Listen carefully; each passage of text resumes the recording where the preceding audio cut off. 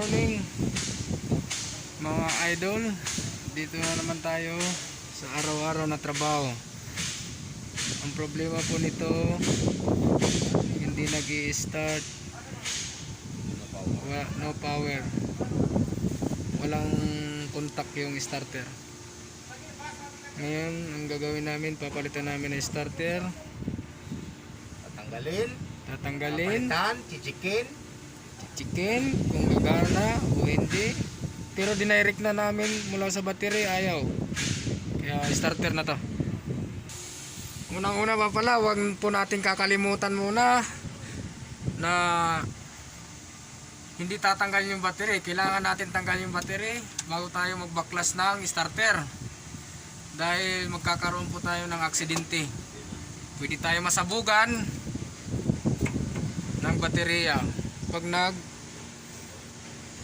salubong yung positive at saka negative.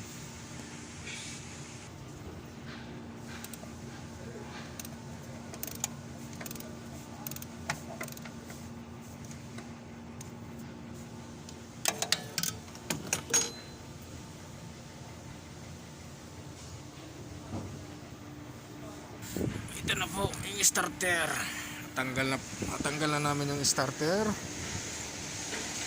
Palitan na namin ng bago.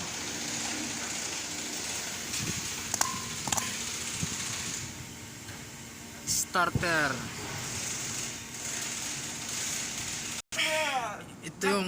Ito yung bago na ikakabit namin na starter. Made in Belgium. Yan. Yan dito ito. Kabit. Ito yung starter. Yan muna, tipos mo. muna, kahit kabit ko na. Ito na po, naikabit ko na yung wire. Subukan natin i-start. So, kailangan magandang pagkalagay ng wire. Ito yung ignition. Ito yung positive. Kailangan tatakpan mo yung positive para hindi mag-spark.